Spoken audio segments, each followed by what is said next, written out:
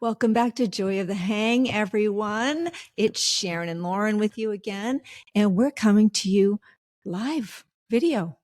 Check Wow. that You out. can actually see us. I wish we could see you. Right? I've got my trucker hat on. I mean, I would say it's more the norm that I've got a trucker hat on than Yeah, don't have and one I don't on. know. It says pray for snow. It's June. It is already really hot here, Sharon. I know. It is really hot here. We're in Sarasota again, for those of you who don't know, and it is hot. We are on the west coast of Florida, which is stunningly beautiful, and it does get crazy hot here in the summer with a lot of humidity. But I will say, while it is horrible for your hair and makes it difficult to do things outside, like go for a walk, a run, play golf, it is fabulous for your skin, the humidity. Do you like snow, though? I actually do miss somewhat the change of weather. Yeah. I like snow. I like fall. I think the leaves are beautiful. I don't like shoveling. I think that, when we were living in the Philadelphia area, I did not shovel because I knew so many people who threw out their back shoveling, and I figured just don't do it. So I didn't do it. Do you have a snowblower? I did not have a snowblower. We paid someone to shovel our driveway, and then my husband sort of did a real rinky-dink college try for shoveling the walkway, and then we'd drop some salt. See, I never had to snowblow or shovel when I was married, but after my divorce, I was responsible for doing that. So that kind of sucked. So I don't pray. Well, right now, I guess a little snow wouldn't be so bad because you're right. It is very hot. But yeah, I didn't pray for it then.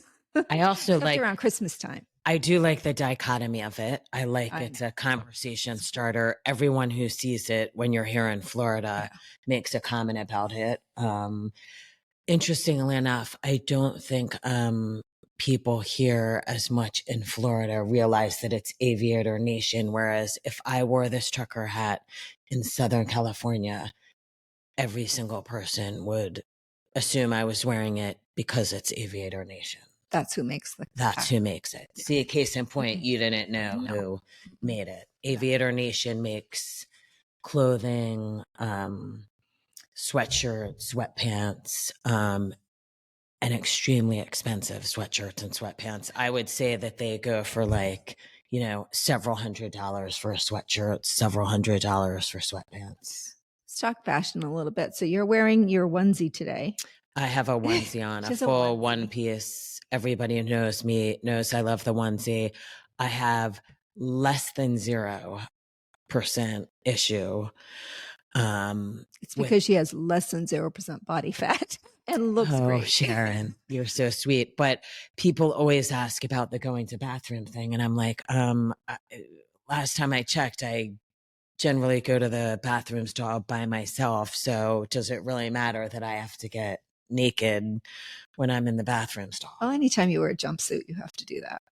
But that's the biggest problem people have with it. In fact, on Shark Tank, there was a woman who came on, and they sell now for about $300, who designed a onesie that has a zipper in the back so you can just pull the bottoms down and not have to expose your boobs. But I also look at it like I paid $15,000 to have these things lifted and fixed. So if I get to look at them extra while I'm peeing, good for me. Lucky me. It's funny. Sometimes I don't like wearing the jumpsuit though that has the zipper and you need help getting in and out of it. If it goes up, I don't know. Sometimes jumpsuits can be. Well, actually, that's a great point because I actually just sent several items to Goodwill, dresses as well as, onesies that had the zipper. And I thought, was I drunk when I bought this? Am I asking some random girl in the bathroom to unzipper me and zip me back up? I just don't understand what I was thinking when I bought it. I know. I have a couple of those. It's they're just hard to put back on. Yeah. So if you go to the bathroom, you do need to bring a buddy. Right. Although truth be told, I've done it before. I would do it again. Asked a random person in the bathroom to help you zipper me back up or what have you. Yeah. And I was kind of vibing my Mickey Mouse Mickey Mouse theme thing. So I've got a black and white polka dotted dress on that I've had for a while, and it's from BCBG. I think it's Okay. adorable. It's a little flouncy on the bottom, but on a hot day, it's very comfortable. I actually love polka dots and just bought a black and white polka dot sheer top that I'm totally going to rock with like plaid. I'm going to wear it under stuff. I mean, you know me, I'm all about mixing the patterns. So let's talk about travel a little bit. You have been traveling a lot.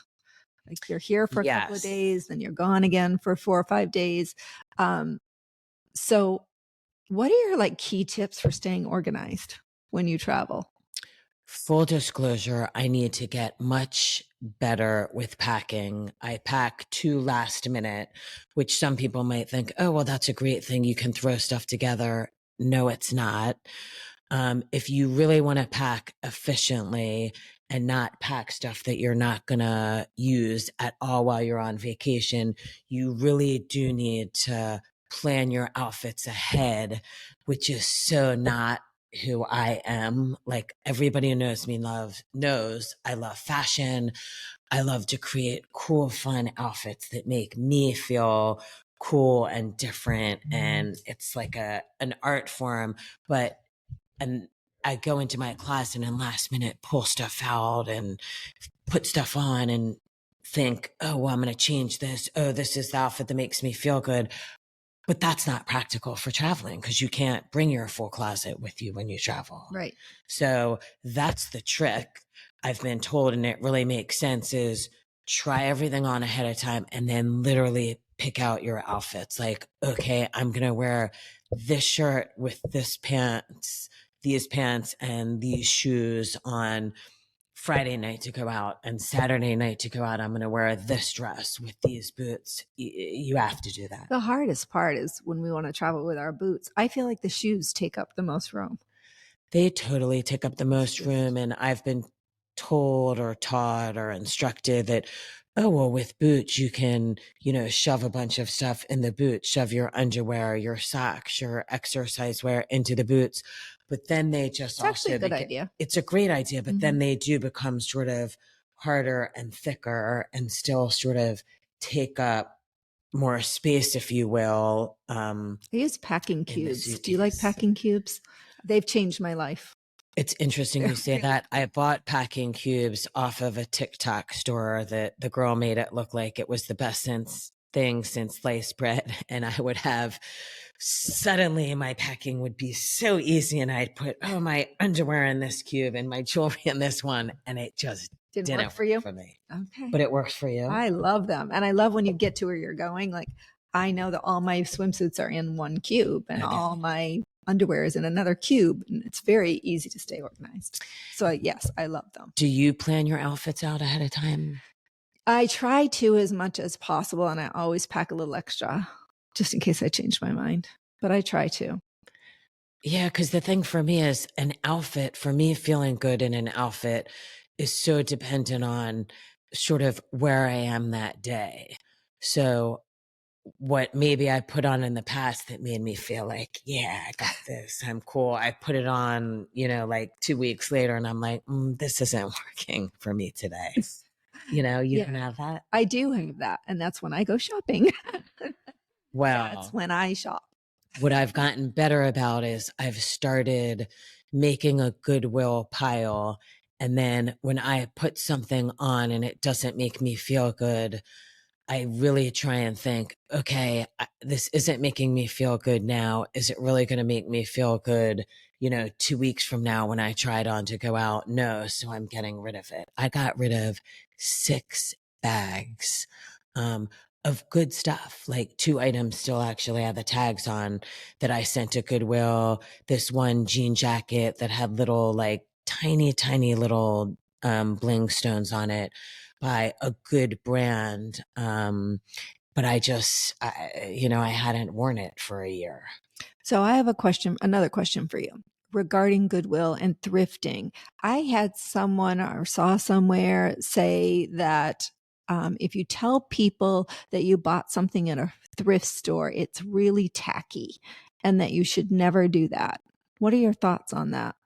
I think that's tacky to tell somebody that. I mean, I'll tell somebody I got my stuff anywhere if they ask, oh, I got this on TikTok, t- TikTok, Tik TikTok.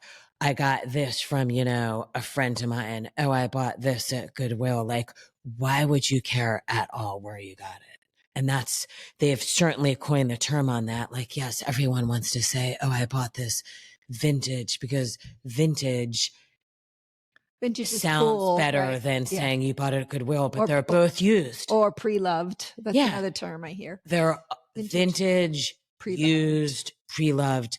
It's all the same thing. And I have friends who say they don't like to get something from Goodwill, and I say to them, you realize, right, when you go into a store and try stuff on, that a ton of other people have tried on that same item.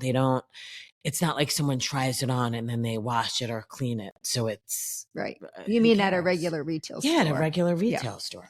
No, I agree. I can kind of see what they're saying with it, not, I guess you wouldn't brag if something were a real Gucci either. I guess looking at it from the other side, but I don't think it's a problem telling people that you've got a deal, right? No, why? I don't think it's a problem. Yeah. I mean, no, I think it's tacky as shit if you would ask someone who's wearing jewelry, like, is that real? Like, oh, is that a real diamond, or is that real gold? That's tacky. That's nobody's business. You shouldn't ask that question. But I'll ask people all the time where they got something. And I'm thinking in my head, like, please be cheap. Please be from Target, or please don't be like Chanel or, some high end brand that I know I'm not gonna, can't afford or don't want to spend the money for it. Yeah. It's true. Yeah, I know.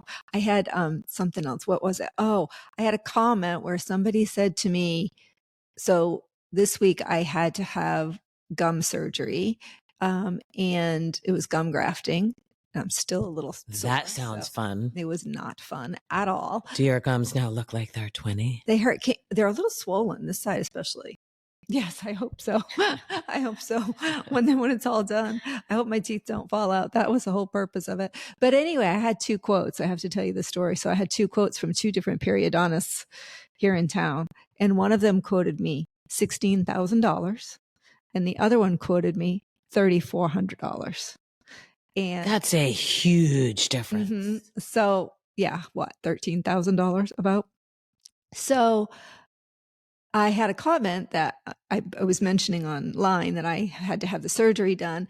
And someone said, oh, well, if they saw the size of your ring, then they're going to quote you a higher price. And I was like, what are you talking about? First of all, it's a good ring, but it's not huge. And to your point, it might not be real. Who knows, right? I could just be wearing. But I was like, that's pretty shitty if a professional would quote somebody a higher price based on it. Absolutely, categorically, 100% happens that if you live in a certain area. I will tell you that when we lived in Manhattan Beach, Southern California, it would happen all the time. Someone would show up to fix something in your house, and the South Bay is an extremely affluent area, and they totally would, see how much money they could get. And my girlfriend, who grew up with nothing, literally nothing, but now lives in a beautiful home on the Strand, she dealt with that issue all the time. And you cannot pull, the wool over her eyes. So she would be like, don't think so. I'm not paying that. This is what the price should be. But people absolutely do that. Price gouging. Big time. Absolutely. I don't know how the other guy stays in business. So anyway, yeah. But sometimes it does make a difference, because once you hear the 16,000 and then you hear the 3,400, doesn't a small part of you, instead of being overly excited about the 3,400, worry like, is this person not as good? Oh, I immediately went back and checked all the reviews. Absolutely. But that is a massive difference. It's not just a few $100s. No, it's a massive difference. I'm like, and he had 5-star reviews. There was no reason to not, but my primary dentist had recommended the other periodontist. So that's why I went. And then I did my own homework, and no, I loved him. I thought he was great. I think he did a great job. So there was no real, yes, to your point though, I did do my homework after and make sure that he was a reputable periodontalist in town. And he 100% was. So Yeah, because it's weird how things can psychologically affect you like that. It's like restaurants, getting a restaurant reservation. Like you really want to go to a certain restaurant, but in some ways you don't want to call a restaurant that's supposed to be the latest, greatest, hottest thing, and you can get in the next night. And in fact, restaurants realize that. So I think they make it, even if they do have something available, they're probably going to say they don't.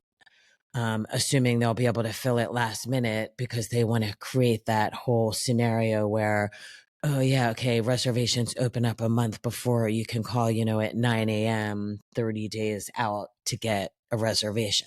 Yeah. Yeah. So you were just in New York, right? Yes, And we Philly. were in Philadelphia and New York, two of my favorite cities. I'm from outside Philadelphia. I'm a Delco girl. Delaware County, very different than being a Montgomery County or a mainline girl. This is where we say, go birds. Go birds. But Philadelphia, the city, is so fantastic. The restaurant scene is booming. So young, vibrant. You can, the art museum, more history per square foot than any other city. And I mean, New York City, where we went right after Philly, is awesome as well. But I look at Philly as sort of a smaller, more manageable, certainly less expensive city. I've never been. I know, which is crazy. So you and I are going to go because you need to go to Philly. You need a real Philly pretzel. You need to go to a few different cheesesteak places so that you on your own can determine which you think is the best cheesesteak, because everyone has a different opinions. I will go on the record that I do not, nor does anyone in my family of five, think Gino's or Pat's is the best cheesesteak place. We would say, if you asked us, either Ishkabibbles or Larry's Belly Fillers out on City Line. What makes a good cheesesteak? I like it when the meat is chopped up finely and it tastes like the cheese is massaged into the meat. And it is about the bread. You have in Philadelphia Amoroso rolls that are, I forget how they're made exactly, but they're, soft and they sort of mush into the meat. The roll is very, very important. Sounds delicious. Have you been to Maine? Do I need to bring you up there for a lobster roll? You need to bring me up to Maine. No, I have not been to Maine. You have to come for a lobster roll, and I'll go for a Philly cheesesteak. That's a deal. Doesn't that sound like fun? And we're both going to go to New York together. What makes a lobster roll a good lobster roll? Oh, and that's personal preference too. Some people make lobster rolls with mayonnaise, some with just real butter. I prefer mine with just real butter on the top, or dipped. I have it plain, actually. I just dip it in the butter because I don't like it. Oh, I hate melted butter. I like a little bit just to dip in.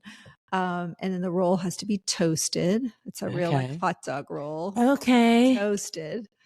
Yeah. Although there's a place in town now in Portland that makes like a lobster roll on a brioche roll, lobster roll. It's on a brioche roll. It's delicious. And they put a little dill in it.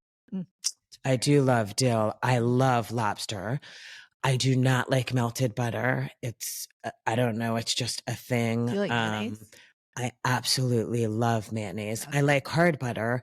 I love bread. I will smear like hard butter onto my bread. But I think my mother poisoned me when I was little. She would make us before school Thomas's English muffins, put like extra butter in it, and remember all the nooks and crannies. That's what made the Thomas's English muffin so special. But you would bite into it and like the butter would like dribble down my chin, and I was like, oh. That's how I felt after gum surgery. Everything was dribbling down my chin for 24 hours. I couldn't drink a glass of water. You're not supposed to use So on the note of things dribbling down your chin, Sharon. I know. Normally I don't complain. will tell you when you're numb and can't feel it. Oh, On Sharon. your chin, you just feel Sharon. feel like an old lady. Like someone get a napkin. dab a little here. Oh my goodness gracious. Oh, speaking of napkins. So we were talking about this earlier. Were we speaking of napkins? We were, because we were talking about, there was that girl on TikTok like a year ago who was wearing a top with her breasts out. And she took a napkin and put the napkin like over her chest like this. And her friends were like, what are you doing? And she said, oh, well, I got tired of all the other like women and wives just like gawking and looking at my breasts. So she covered them up. So what's your thoughts on that? He was okay with the husbands looking at her breasts, just not the women and the wives? Well, I think what's sad that, I said to you before is like, get over it. Like, are her boobs offending you or hurting you or bothering you? So who cares? Right. Like I used to, which I would never ever do now. When I was younger, I've always had hard nipples. That's just a fact. My daughter, my third one, Davis, has it too. And I would like take Band-Aids, cut them and put them over my nipples when I wore certain tops or dresses, because women like glared at you if you had hard nipples. Like, what's that about? I think as far as showing too much cleavage, it depends on the place. It depends is my answer. I do think sometimes that situationally, you probably shouldn't be all out there. But I'm surprised to hear you say that. Like you're a boob girl. Like you. Put 'em out there. I do, but I think that there are certain, for example, when I went up to the Harvard graduation, Okay. I was dressed very conservatively, high neck shirts, longer skirts. I wasn't, plus I was going to see my ex-husband and his new wife and my daughter. So I was like, there's time and place. In Florida, it feels more, okay. It feels more normal and accepted where a lot of people are walking around in the bikini tops half the year here, right? So it doesn't feel as offensive. But if you were to go to Boston, which is a more conservative area, for me, I keep it covered up. Okay, interesting. That's like a good segue, because I just was scrolling and saw this woman who was talking about, Palm Beach and what you should wear in Palm Beach so that you like what the Palm Beach uniform is. And I thought, fuck that. Like if I'm somewhere, Palm Beach included, I'm doing me. I'm not going to go to Palm Beach and suddenly start dressing like a completely different person in some, flowy, flowery dress with, Tory Burch slides or whatever the Gucci slides or whatever it is, because that's what everyone's wearing. I mean, this goes back to, I think, a little with women being taught and told that they need to sort of blend in. And, my opinion on that is fuck that. Why I don't need to blend in and look like everybody else. No, and you prefer to stand out, but I understand why some people, and I do too, but I can understand why other people would just want to try to fit into a crowd, right? And be part of. But is it wanting to stand out as much as being you, like, this is who I am? Like, I have, had my boobs done. I could certainly, if I wanted to, wear them out and about. I don't, because that makes me uncomfortable. I don't really, it's very rare. Maybe once a year, I'll wear something that's strapless or something that shows shows the fact that I've had my breasts done. So, it's not about standing out. I think it's just like being who I am.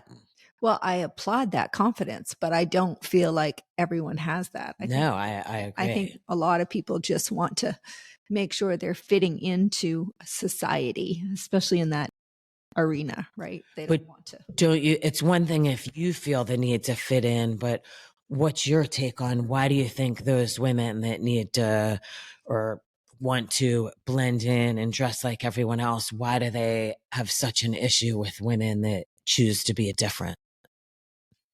Why is it judgment around other Yeah, people? such judgment. I think, again, just because they're trying so hard to just be part of a group, whatever that group is.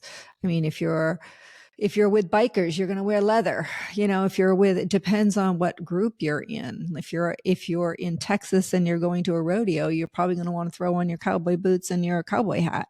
And I guess I just see that, like, if you're in Palm Beach and everybody there is wearing florals and Lily Pulitzer, and that's the kind of costume of the day for that environment, if that's something you're comfortable wearing. And I don't know why they judge others. Maybe because they feel like I think everybody wants to reflect a mirror onto themselves, right? And so if you're wearing something different, you're not mirroring so they can't connect to you because they're trying to mirror their own reflection into people that are because I have a need to connect to people for sure, but I do not feel the need at all to mirror people. And in fact, to that note of blending in, you know who doesn't do it? And I'll go on the record with this.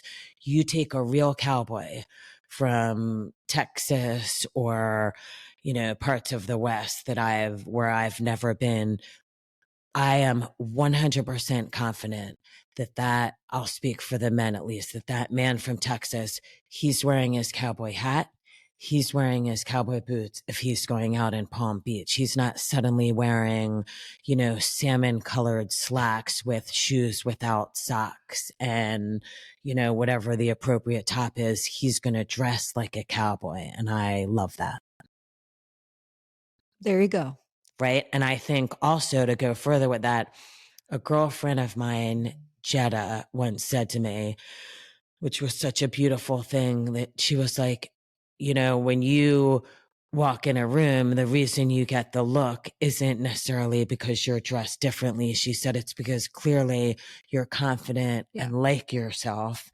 And, especially women, at the end of the day, they, on their deathbed, they regret not being true to who they are. And so they're envious or jealous of people who actually can go out and, be who they are and live their life. Well, and I need to add to that because I've been around you enough now where I don't think you're getting, I haven't seen women judge you. As a matter of fact, I see the opposite. Most women admire you and they love your fashion sense and your fashion style. So what I see is people are wanting to emulate you.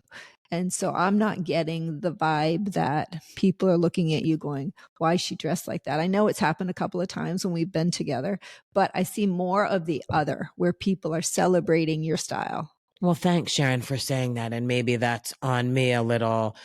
Maybe it has gotten better since we've gotten older. And so I'm traveling mostly, not always, but mostly in an older crowd where they do accept it, respect it, admire it. So maybe there's still a little bit of a chip on my shoulder from, certainly all the years in the past or living on the main line, because I don't think I ever told you my husband and I have been to a couple parties on the main line where we were literally sort of instructed of what's appropriate to wear and what's not appropriate to wear.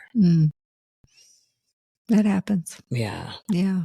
It just dawned on me. I did have a friend yesterday, as a matter of fact, we were talking about you, and she actually said, she goes, I love how you and Lauren dress, and it's fun, it's unique, it's interesting. And she said, I wish more people in this area would enjoy fashion the way you guys do.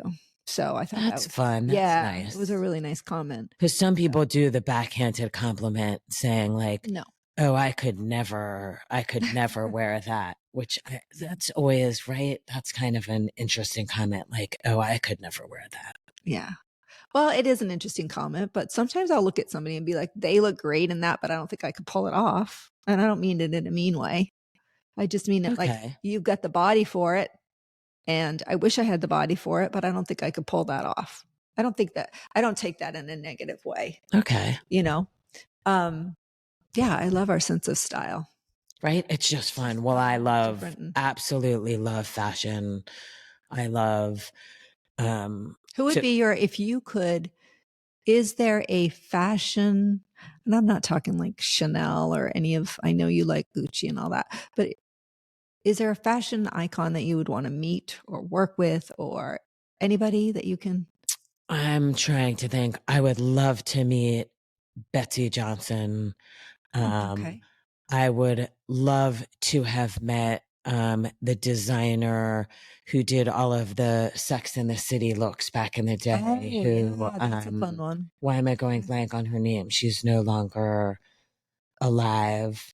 I would. I don't know. That's crazy that I can't remember the woman that I can see her face in my head, and I just can't think of her name. And then also, I love. Not Donatelli. She didn't. Wasn't. No, Okay. I love Donatella Versace. I would love to have dinner with Donatella Versace.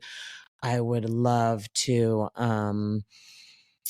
Who was it Jean Paul Gaultier who did all the stuff for Madonna? Yeah. He was ahead of his time.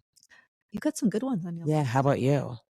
Oh gosh, fashion wise, you know what? I'm not as versed on fashion as you are. I guess, love Chanel, so I didn't want to mention her, but I would definitely Audrey Hepburn. I love. She's not a designer, but I like what she wore. You like her look. I like Well, her. that's okay too. You could say someone's Yeah, someone's look she's just that you always really put together. like. Yeah.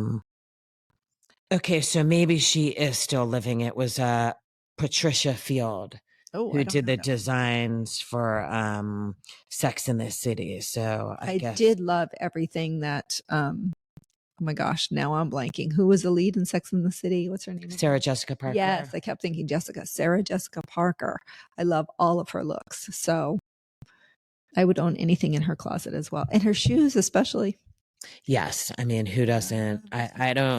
I don't know one woman who can't relate in some way, shape, or form to at least one of the characters in Sex in the City and love the way they express themselves via fashion. Yeah, it was awesome. Right? Wasn't it awesome? It's a great show.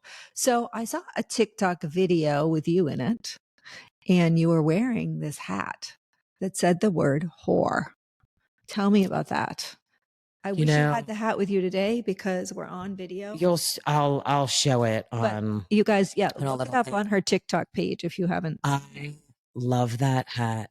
I bought that from this little shop in New York City that was fantastic, that you and I will go in when we're in New York City. In fact, two women from the entertainment industry walked in when I was there, and they were looking to be fitted for corsets for some play or film that they were doing. But I put that hat on and it made me feel cool and badass and sexy and strong. And that's what fashion is about. It was great. Got you a lot of views on TikTok. It did get me. It did. It did. So when we first started this podcast, we were talking about Mel Robbins, who we both love very much. Shout out to Mel. We'd love to be on your show. Yes, we do love Mel Robbins, like the rest of the world. Who doesn't, right? Let them. She surpassed, I don't know if she still is, but she surpassed Joe Rogan for number one podcast, which is quite impressive and commendable. Go Mel. Go Mel. Anyway, so tell me, what have you learned from Mel? What makes her so, I don't know. I mean, I think like anyone else would say right off the top of my head, I love her 5-second rule, for doing something. Like if you're trying to get out of bed, just count 1, 2, 3, 4, 5 and get the fuck up. And what's been very helpful for me in just my personal and private life is just in dealing with, say, close friends, close family, that you are never, ever, ever going to be able to change anybody. And, you need to just only worry about yourself, how you deal with situations, how you respond to situations, how you process situations, but you are never, ever going to change somebody else. Yeah, she has a lot of wise advice. Like what is some advice you've heard from her that really speaks to you? I mean, I just love her guests. I think she just has some really insightful guests. So I'm in the middle of one right now. It's with the gentleman, his last name is Stevenson, and I'm having senior moments today. My apologies. Menopause brain. Oh my gosh. I think I'm on, it's because of the drugs I'm on still. But anyway, he was the one that, Mercy, what's it called? Mercy. He wrote a book about, Just Mercy. There we go. Got it. See, it just takes me a minute. It's slow, but it comes back. Just Mercy. And he's gotten, I think, 140 or more innocent prisoners out of prison. So it's all his story. He was an attorney. I'm not sure where exactly, maybe Mississippi or Louisiana, but anyway, an attorney who really fought for civil rights for victims that. Oh, I think they made a movie, right? They did. I think I saw the movie. Accused. It was made into a movie. Yeah, he's brilliant. And, I just love when they have those conversations that are, very heartfelt and, yeah. Yeah, I love anything heartfelt. And I certainly, no surprise, I loved and watched that movie because I love movies that are based on true stories. He's doing some incredible work. So, yeah. So I'm glad. Mel always has interesting. Well, I like how also on one of her latest episodes, and then I think she put it on, social media, she talked about, and you think of someone who's made a lot of money, been enormously successful.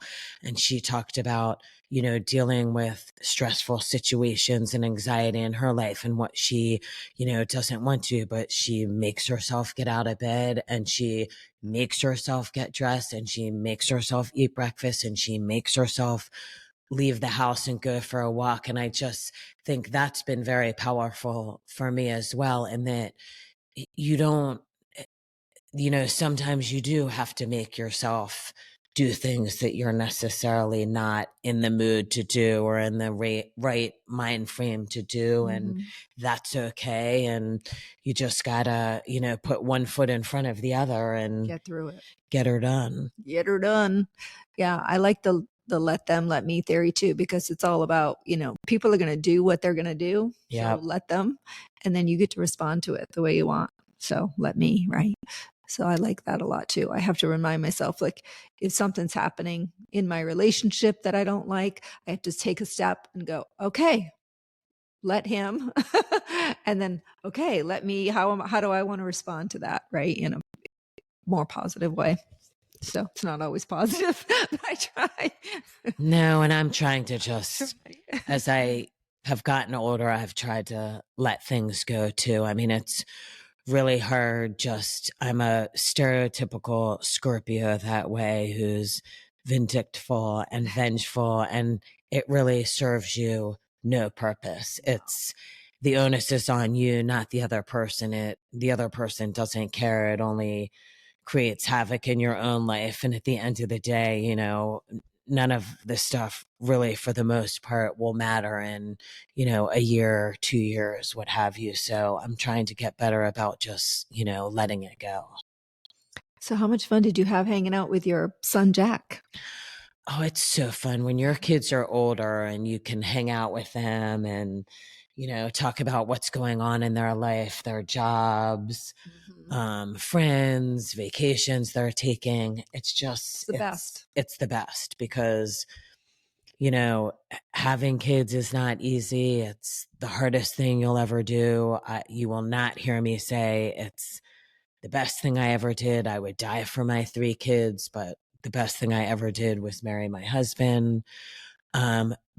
But it's hard having kids. I mean, you struggle every day worrying, am I doing the right thing? Did I, mess up my kid? Or are they going to struggle later on because I said the wrong thing? Or, did I yell at them or did I not yell at them enough? And then, you're worried they're going to, do something that'll affect their lives, and it's difficult. So when you cannot get quality time with your kids when they're older, it's nice. Yeah, when you haven't fucked them up, it's pretty damn good, right? Right? I mean, you look, there's no perfect anything. There's no perfect anything. There's no perfect parent. We're all doing the best job we can, trying to raise our kids the best we know how. And I think that it's really helpful as you get older and you have parents yourself, realizing we're all human. Mm-hmm. Your parents are human, and they fuck up and make mistakes and are never going to be perfect. So if you're expecting your parent to be perfect, that's not going to work for you. So all that money you're spending in therapy, right? You can stop spending, just realizing that, do what you need to do to make yourself happy. And that's right. I mean, when you were born, you did not come with a instruction manual how to raise you. And frankly, you have 3 kids and I have 2, and you raise each one a little bit differently. Yeah, you do. You do, because they come out as different people. I think you are who you are the moment you come out. I think certain things in your personality, just, the same way you're born a boy, born a girl, born with blue eyes, born with brown eyes. I think your, true personality is sort of wired into your DNA. Well, I honestly believe that. You know that better than most, being a twin. That's really, truly. Yeah, we have the same DNA and we're different people. Totally different. Yeah. Well said. Well, I think we should wrap up our episode here of Joy of the Hang. So do you want to talk about advice for your younger self, or do you want to switch it up this week? Well, definitely advice for younger self. I swear, I wish I went and lived somewhere really different. Either went to college somewhere really different, like deep in the South or somewhere in the Midwest. And I wish I also experienced living somewhere. I mean, I did live in Monaco for 2 years. That was great when I was with my husband. But I wish that I had done more of that when I was younger, like in my 20s, when you can really just go and do that. You have no responsibilities when you're, right out of college, 21, 22, 23. No, I agree. That's a good one. I agree. How about you? I would have liked that too. I would have liked to have traveled abroad when I was in college. I couldn't afford it, but I would have liked to have had that experience. Yeah. That, and I might have been like a groupie for, one of the ice hockey teams, but that's another podcast. No. Maybe that'll relate back to my hat that I bought, but we'll discuss that on another podcast. I kind of wish to, though, looking back, I wished I'd pursued my career a little bit more than I did. But yeah, you would have been great in journalism, TV. Here we are. Yeah. We're pursuing it now. We're making it happen. All right. Well. All right. Peace out, Girl Scout. Peace out.